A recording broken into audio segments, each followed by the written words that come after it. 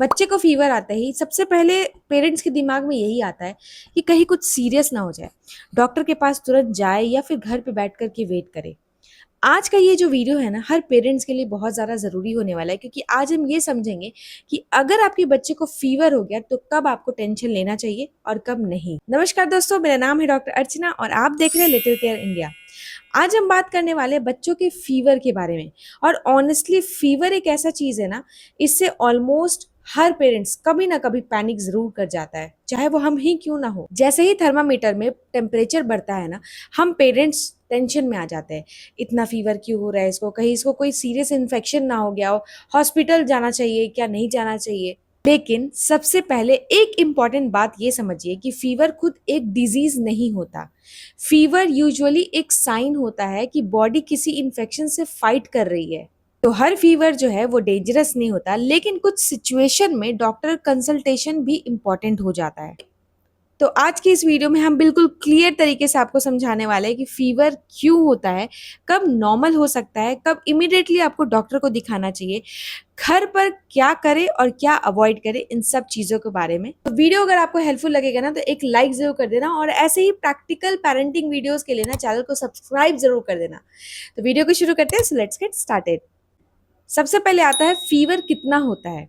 तो generally 100.4 degree Fahrenheit या उससे ऊपर टेम्परेचर को फीवर माना जाता है, लेकिन सिर्फ नंबर देख करके पैनिक करना ये ज़रूरी नहीं होता। कभी कभी आपका बच्चा 102 फीवर में भी एक्टिव हो सकता है, और कभी कभी माइल्ड फीवर में भी बहुत डर लग सकता है।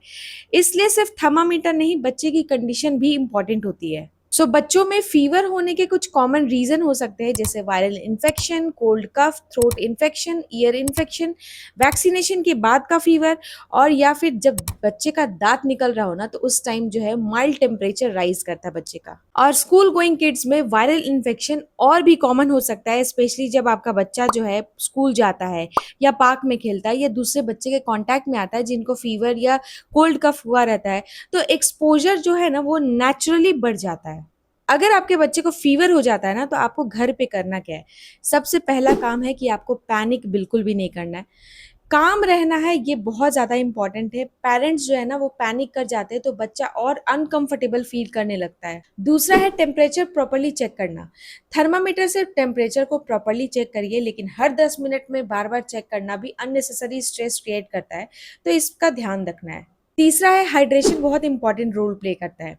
फीवर में बॉडी डिहाइड्रेटेड हो सकती है, इसलिए ब्रेस्ट फीडिंग अगर बच्चा है तो ब्रेस्ट फीडिंग कंटिन्यू रखिए, या फिर आपका बच्चा थोड़ा बड़ा हो गया है तो उसको पानी पिलाइए, ओआरएस दीजिए या सूप पिलाइए। एज के अकॉर्डिंग फ्लूइड्स देते रहना चाहिए। चौथा है बच्चे को ओवर कवर मत करो। बहुत सारे पेरेंट्स क्या करते हैं ना कि फीवर में बच्चे को 2-3 कंबल में लपेट देते हैं, ये सोच करके कि उसके बच्चे को थरथरी हो रही है, बहुत ज़्यादा ठंड लग रही है, लेकिन बॉडी को अननेसेसरली ओवर हीट करना सही नहीं होता। लाइट या कंफर्टेबल कपड़े बेटर होते हैं। अगर आपको यहाँ तक वीडियो अच्छा लग रहा हो ना, तो एक लाइक जरूर करिएगा, हो सकता है किसी और पेरेंट्स का भी टेंशन इससे देख करके कम हो जाए। फीवर में क्या अवॉइड करें? रैंडम मेडिसिन देना। हर फीवर में एंटीबायोटिक, मल्टीपल सिरप्स या होम रेमेडीज को मिक्स करना सेफ नहीं होता। डॉक्टर एडवाइस सबसे पहले इंपॉर्टेंट होता है। अब बात करते हैं फोर्स फीडिंग। फीवर में क्या होता है ना, खाने का मन नहीं करता, तो ये कॉमन है। हर वक्त खाओ खाओ बोल करके प्रेशर मत दीजिए बच्चे को, थोड़ा लाइट फूड दीजिए, इनफ हो सकता है बच्चे के लिए। अब बात करते हैं कब आपको टेंशन नहीं लेना चाहिए। देखो, हर फीवर जो है ना वो डेंजरस नहीं होता। अगर आपका बच्चा अच्छे से फ्लूइड ले रहा है, थोड़ा एक्टिव है, या उसका ब्रीदिंग नॉर्मल है, और या फिर फीवर जो है मेडिसिन लेने से कंट्रोल हो रहा है, इस सब केसेस में आपको टेंशन नहीं लेना चाहिए। बहुत सारे फीवर्स जो है ना वो होम मॉनिटरिंग से भी इम्प्रूव हो सकता है, लेकिन ऑब्जर्वेशन इंपॉर्टेंट होता है। अब बात करते हैं कि कब आपको डॉक्टर को दिखाना जरूरी है। देखो, अभी जो हम आपको बताने वाले हैं ना ये बहुत इंपॉर्टेंट है।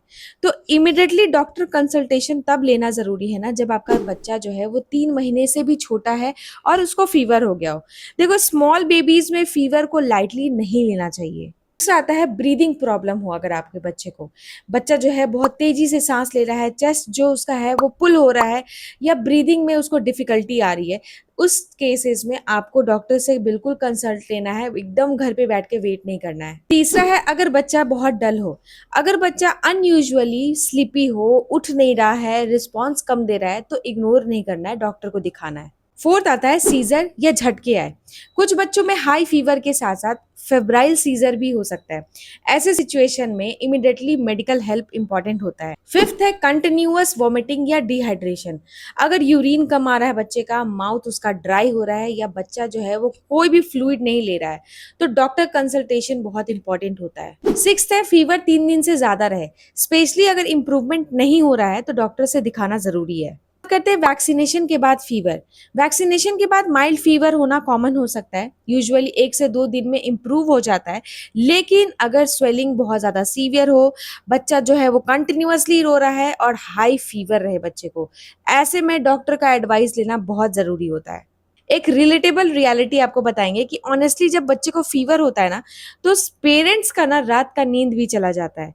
हर थोड़ी थोड़ी देर में टेम्परेचर चेक करते हैं, बार बार उठ करके देखते हैं कि बच्चा ठीक है ना, गूगल पे सर्च भी करते हैं। मोस्ट सारे पेरेंट्स इस फेज से गुजरते हैं, लेकिन धीरे धीरे एक्सपीरियंस से ये समझ में आता है कि हर फीवर जो है वो इमरजेंसी नहीं होता और काम और ऑब्जर्वेशन बहुत इंपॉर्टेंट होता है। अगर आप भी पेरेंट है और ये फीलिंग रिलेट कर पा रहे हैं ना, तो कमेंट में लिखिएगा रिलेट, जरूर लिखिएगा। बात करते हैं फीवर में स्पॉन्ज करे या ना करे। बहुत सारे पेरेंट्स ये पूछते हैं कि पानी की पट्टी करे या नहीं करे।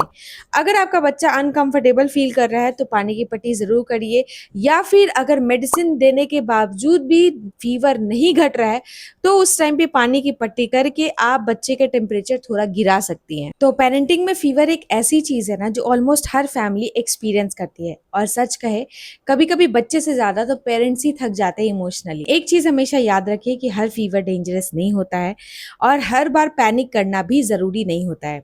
काम, ऑब्जर्वेशन, प्रॉपर हाइड्रेशन और टाइमली डॉक्टर कंसल्टेशन बहुत इंपॉर्टेंट होता है।